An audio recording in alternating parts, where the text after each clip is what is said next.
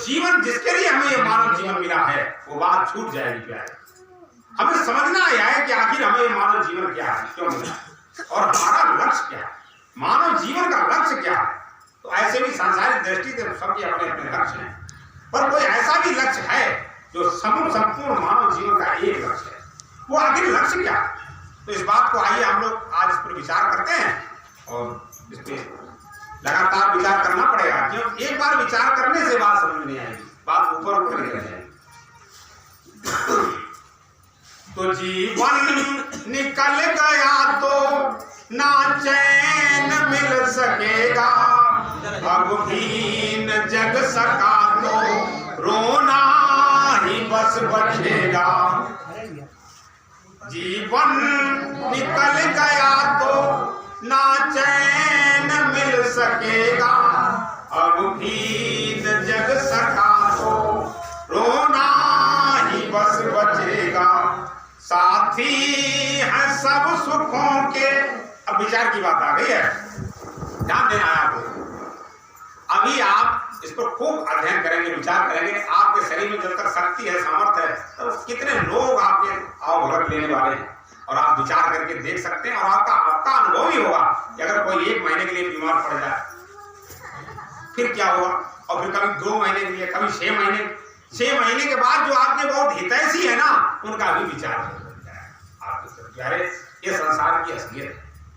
आपको इस असलियत से तदाकार कराने का यही वक्त है, यही समय। क्योंकि यदि इस बात को आपने समय से नहीं समझा तो आप अपने से तो नहीं मिल पाएंगे जो आपका अपना है। और अपना कौन है? अपना कौन है? जो हमारा कभी साथ न छोड़े वो हमारा अपना है। उसकी तरफ हमारा ध्यान ही नहीं कभी जाता कि हमारा अपना है कौन। एक कोई ऐसा भी है जो आपका प्यारे कभी साथ नहीं छोड़ता और हमारा ध्यान उसकी तरफ जाता ही।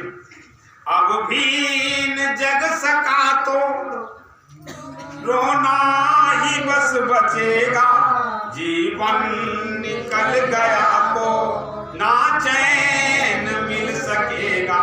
हम आपको आज झकझोड़ने आए, आपको जगाने आए हैं प्यारे। बस बात कोई शास्त्रों की नहीं, बड़ी बड़ी बातें करने नहीं, जो सबसे सरल बात है वो बात करें, सबसे जो आधार की बात है वो बात करें। सरल से सरल भाषा में आपको ये बात समझाने आए हैं और खुद भी समझने आए आखिर जीवन का मरण क्या है। ये कोई उपदेश की बात नहीं, ये कोई ज्ञान बढ़ाने की बात है। बस इस बात को हमें समझना है कि आखिर हमें ये क्या कहा, आखिर हमें ये मानव जीवन क्यों मिला। तो साथी है सब सुखों के, दुख काल कोई साथी। दुख रूप सब जगत है, कोई न संगी साथी। साथी है सब सुखों के, दुख काल कोई साथी।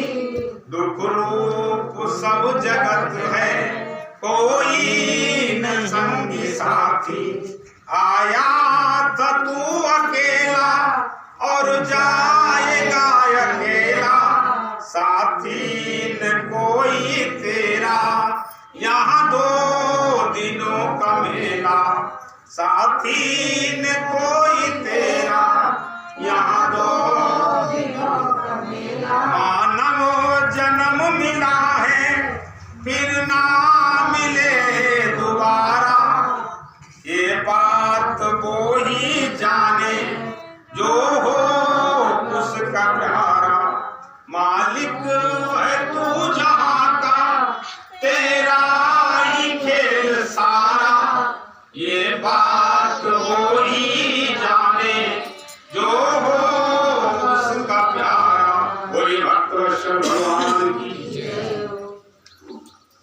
अब ये हमें समझना है कि पूरी सृष्टि इसने बनाई है। जैसे आपने अपने घर की जो चीज बनाई है, आपको लगता है कि ये मकान हमारे द्वारा बनाया गया है, आप उसके मालिक हैं। आपको लगता है कि आप मालिक हैं, आपने आपके माध्यम से जो चीज बनाई गई है आपको लगता है कि यह चीज हमारी है। पर आप इस पर जरा विचार करके देखिए, पूरी सृष्टि को किसी ने बनाया है कि नहीं बनाया है? तो कोई तो इसका मालिक होगा कि नहीं होगा, है नहीं? तो मनुष्य के द्वारा जो भी कुछ बनाया जाता है और उसमें ये विचार करना है कि उसमें जो रॉ मटेरियल लगा है वो भी किसी के द्वारा बनाया गया है। तो रॉ मटेरियल क्या है? पंच तत्व। कोई भी चीज जो बनी है या आपको जितनी भी चीजें यहाँ दिखाई पड़ रही हैं, कहीं भी दिखाई पड़ रही हैं, वो 5 तत्वों से बनी।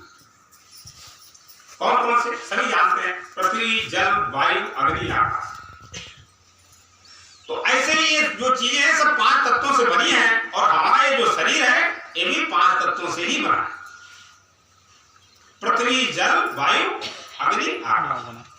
चित जल पावक गगन समीरा, पंच तत्व मिली बना शरीरा। ऐसे सरल भाषा में समझो। तो ये 5 तत्व किसने बनाए? सीधी सी बात है, भगवान ने बनाया। तो ये पूरे संसार का मालिक कौन हो गया? भगवान हो गया। अच्छा, जिस मकान को हम अपना समझते हैं वो मकान आपका है या भगवान का? भगवान का है। कभी हमने विचार किया, लेकिन कहते तो हम अपना है, और है किसका? भगवान का। क्यों भगवान का है? क्यों? पंच तत्व भगवान के हैं। तो अच्छा बताओ, ये ईमानदारी है या बेईमानी?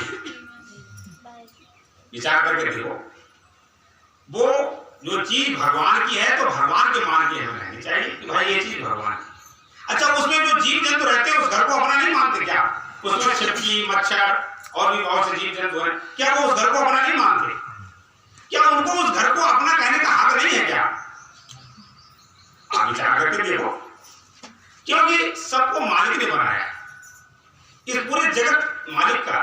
ये जगत है प्रभु का बसाया हुआ, इसकी सेवा को तन मन रचाया हुआ। ये जगत है प्रभु का बसाया हुआ, सबकी सेवा को तन मन रचाया हुआ। और बुझ न पाए ये ज्योति कभी ज्ञान की, नित्य सोहम मधुर गान गाते चलो और मुस्कुराते चलो, गुनगुनाते चलो। जीवन संगीत है, स्वर सजाते चलो। तो समझना हमें ये है, देखो अब इस पे विचार की बात है कि 4 चीजें हैं। सबसे पहले 4 चीजें आपको समझनी। एक संसार है, एक दूसरा एक शरीर है। तो संसार और शरीर, संसार भी 5 तत्वों से बना है और शरीर भी 5 तत्वों से बना है। तो संसार और शरीर एक जैसा और आत्मा और परमात्मा एक जैसा। क्योंकि भगवान परमात्मा का अंश, ईश्वर मतलब मनुष्य जो है परमात्मा का अंश है। ऐसा इंसान परमात्मा का अंश है। शरीर किसका अंश है? संसार का अंश है। शरीर जो है वो संसार जैसा है और आत्मा परमात्मा की जैसी है, बिल्कुल। अच्छा, तो अब 2 बातें रहेगी, माने संसार और परमात्मा, 2 बातें। माने एक 2 चीजें एक जैसी, 2 चीजें एक जैसी। तो इस बात को हमें समझना चाहिए। इंसान माने आत्मा, आत्मा के अंदर मतलब इंसान के अंदर आत्मा है। तो आत्मा और परमात्मा जब एक जैसे हैं तो दोनों के गुण एक जैसे मिलने चाहिए।